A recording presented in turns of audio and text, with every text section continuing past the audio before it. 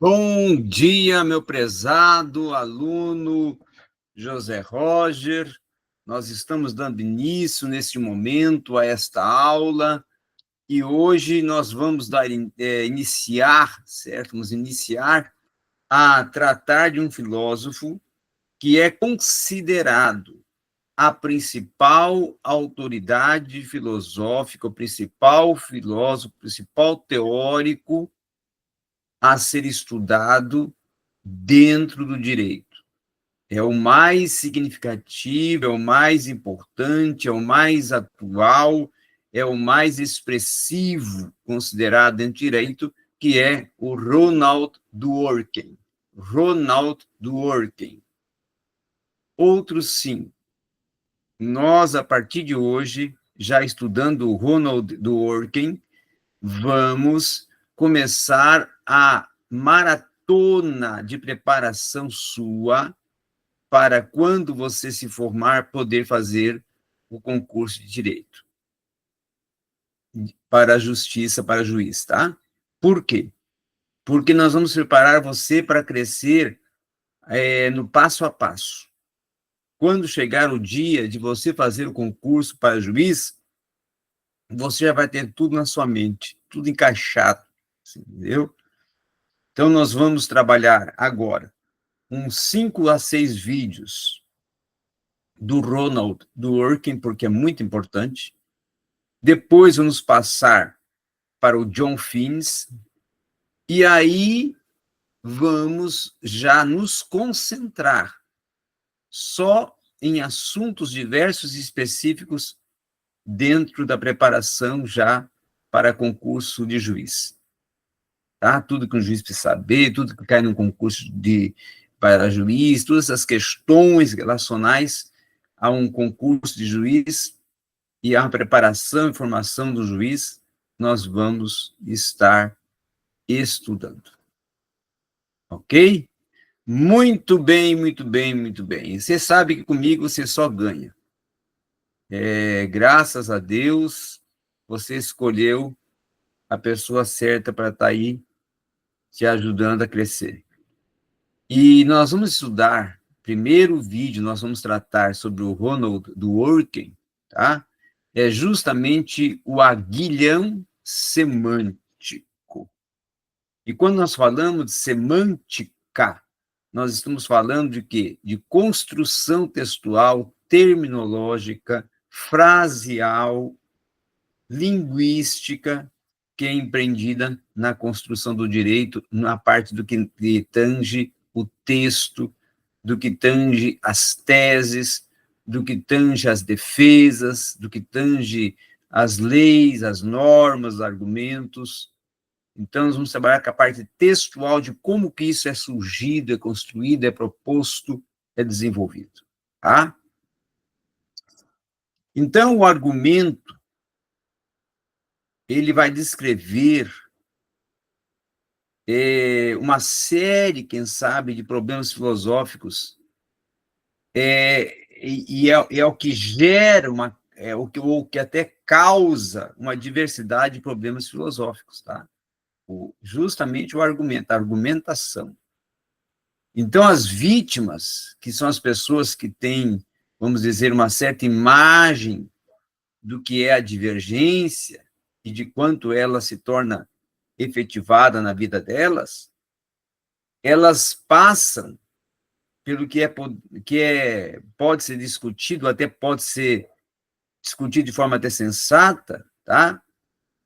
Mas apenas só se nós aceitarmos e seguirmos os mesmos critérios para decidir quanto as nossas posições são bem fundadas, ou mesmo quanto não possamos afirmar com exatidão, tá? Como seria de esperar de um teórico do direito. O que ele quer dizer com isso?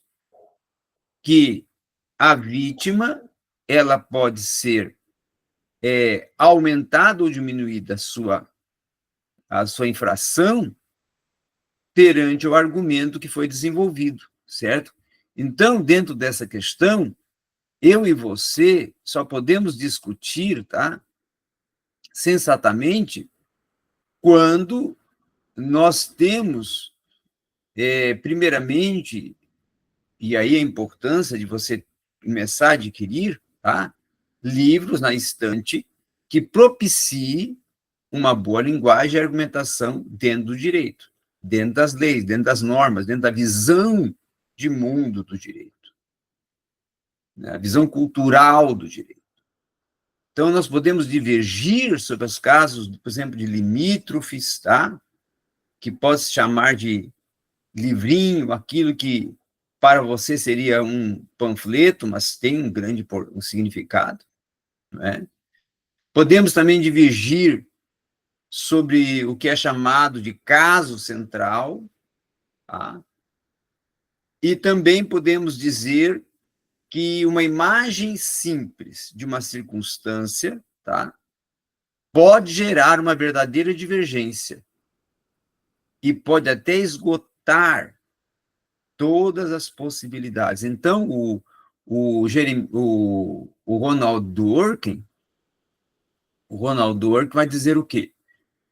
Que nós devemos primeiramente aplicar os conceitos jurídicos, certo?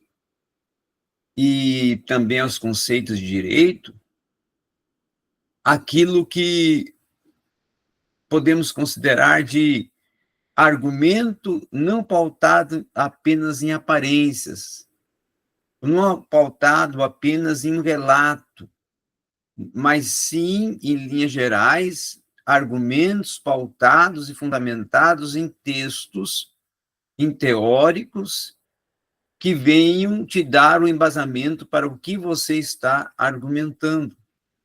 Então, ele vai dizer, olha, os filósofos do direito, eles devem adotar, primeiro, a identificação de uma regra fundamental que muitas vezes está oculta, mas que deve estar contida e não reconhecida dentro de uma prática jurídica. Então, elas produzem e elas discutem teorias semânticas do direito. Então, infelizmente, para essas teorias, a imagem do que torna a divergência possível se ajusta mal aos tipos de divergência que os advogados realmente vão ter.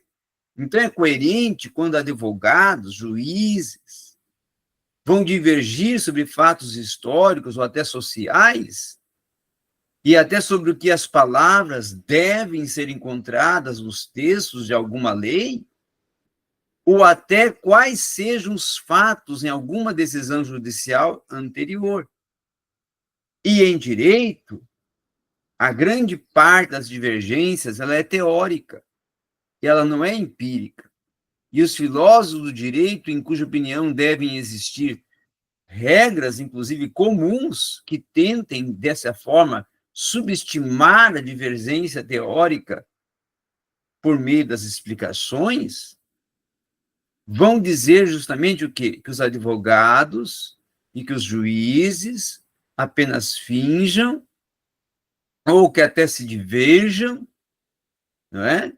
Porque o caso em que muitas das vezes eles têm em mãos vai se situar numa zona que é cinzenta ou até periférica, dentro das regras comuns. Então, em ambos os casos, irão dizer eles, tá, que melhor é fazer o quê? Melhor é ignorar esses termos utilizados pelos juízes e tratá-los como se eles tivessem sido termos, ou são termos que divirjam a fidelidade ou até a própria reforma do direito.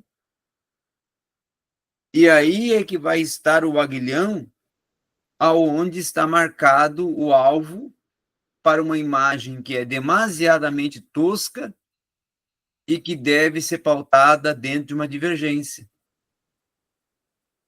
E então é nesse sentido que o Ronald Dworkin vai trabalhar uma atitude interpretativa, ele vai propor, não é, uma atitude interpretativa, dizendo que a imagem do que torna a divergência possível é justamente a forma de captar qualquer divergência, mesmo que ela ainda esteja sobre condições de livros, tá?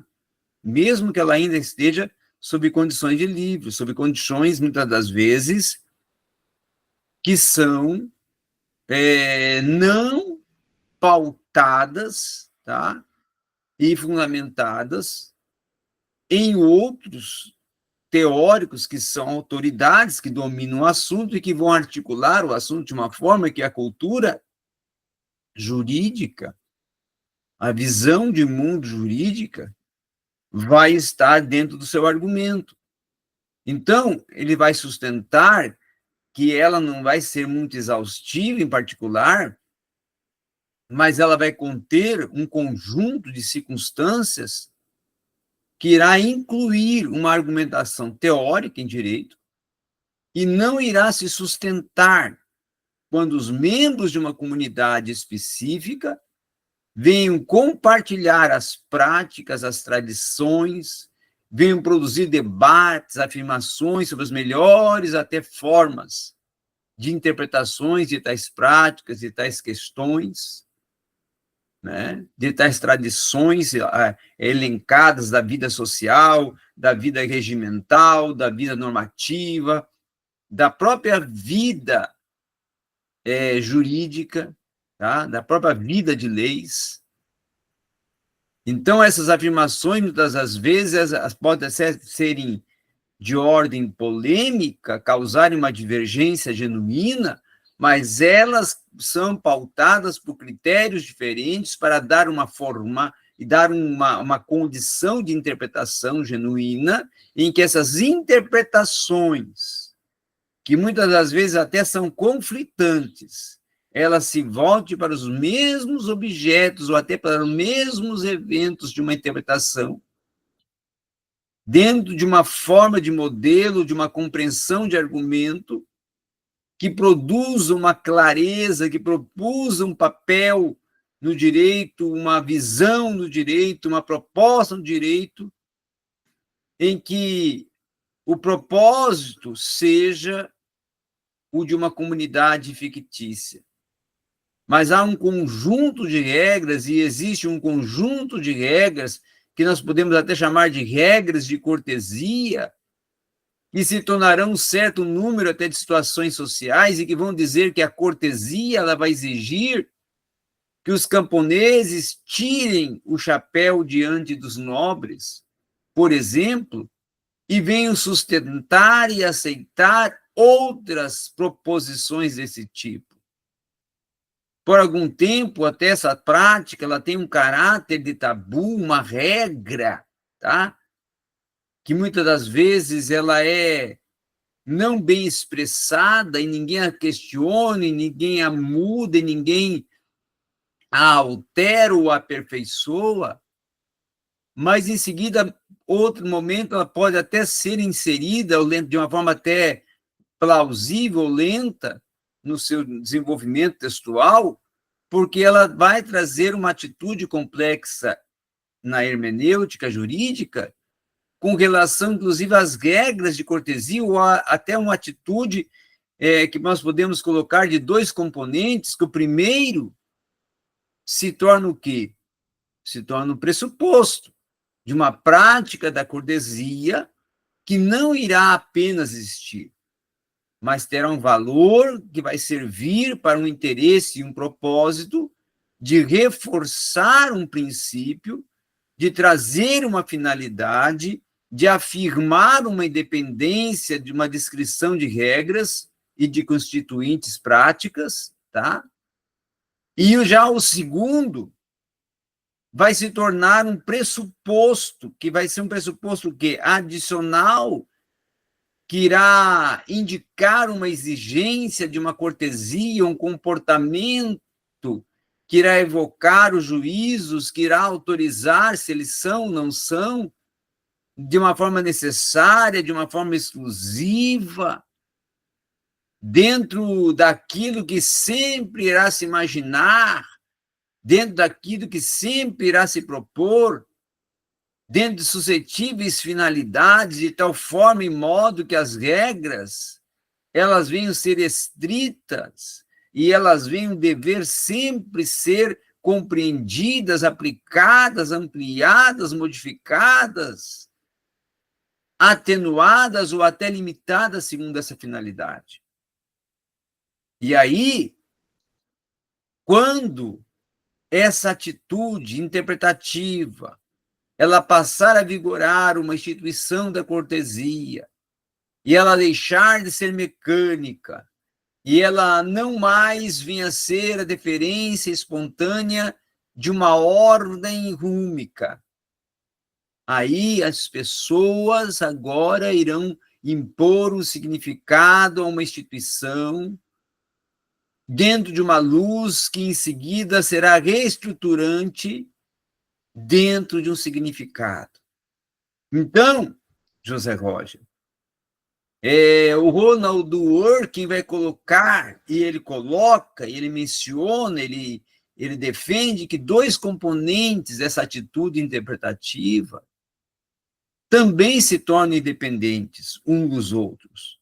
Por quê? Porque nós podemos adotar o primeiro componente dentro de uma atitude com relação, inclusive, a alguma instituição que venha a ser necessário adotar também o segundo. E aí o que fazemos no caso de ter jogos de competições é que nós vamos recorrer a finalidades dessas práticas e discutir as possibilidades até de uma alternância de regras, que muitas das vezes aquilo que elas vão postular num momento determinado vai ser de uma interpretação que irá desempenhar um papel exterior nos jogos e nas competições, e que será fundamental para a minha fábula sobre a cortesia, que as pessoas da comunidade hipotética adotem o segundo componente dessa atitude, bem como até o primeiro. Até para eles, a interpretação vai decidir não apenas o que uma cortesia existe, mas também o que devidamente é compreendido, devidamente é defendido, devidamente é abordado nesse valor e conteúdo que pode, muitas das vezes, confundir, mas, se for bem trabalhado, há de certificar o argumento que está sendo proposto pelo magistrado. Então, a atitude interpretativa, segundo Ronald Dworkin, ela entra em vigor dentro desses dois componentes que pressumam essa finalidade da cortesia e da oportunidade de demonstrar um respeito até aos membros superiores da hierarquia social. E aí não vai se questionar, tá, as formas tradicionais, não vai se questionar o respeito, não vai se questionar as práticas, as regras, não é, hierárquicas, mas elas vão ser pura e simplesmente as formas de deferência, as opções disponíveis, podemos até colocar de conformidade ou até de revolta, tá? De uma atitude que vai ser uma atitude interpretativa, hermenêutica, que será desenvolvida plenamente a partir de quê? De pessoas que comecem a exigir, a título até de cortesia, formas de deferências anteriormente até desconhecidas, que vêm desprezar ou que vêm rejeitar formas anteriormente referenciadas e até sem nenhum sentido de revolta, mas que afirme que o verdadeiro respeito ao mais bem observado, por aquilo até que se faz, por aquilo até que se julga, seja uma interpretação que propicie, que repercuta na prática uma forma, e essa forma se proponha dentro de uma nova reinterpretação, de uma prática que venha demonstrar, indicar uma dramática até transformação, embora até que cada etapa desse processo seja uma interpretação do que foi conquistado pela etapa imediatamente anterior. Então, essa concepção de pessoas, tá? Sobre os fundamentos que são apropriados de respeito, que possam, por exemplo, variar até de acordo com uma posição social, com uma idade, com um estado civil, ou com um estado social, ou até com qualquer outro atributo. Aí nós vamos ver que os principais beneficiários do respeito, segundo Bertin, em um período em que os membros superiores da escala social, segundo Dworkin, venham também a possuir opiniões que possam mudar a natureza e a qualidade de um respeito que é passado do quê? De um ponto de vista, de uma perspectiva, de um pressuposto, de uma hipótese constituinte de um respeito, de um ponto de vista que propicie uma questão sentimental, sensitiva, que o mais importante vai ser conceder a cortesia, conceder a segurança e conseguir até a diferenciação social que é mais plausível. Certo? Então, é este primeiro tempo, esta primeira aula, esse primeiro assunto que nós vamos extraindo aqui do Ronald Dworkin. E na próxima aula, ainda vamos continuar trabalhando com a questão semântica, para depois partir para outros assuntos dentro de Ronald Dworkin. E aí irmos construindo uma visão muito mais ampla das propostas de Ronald Dworkin, ok? Muito obrigado e até a próxima aula.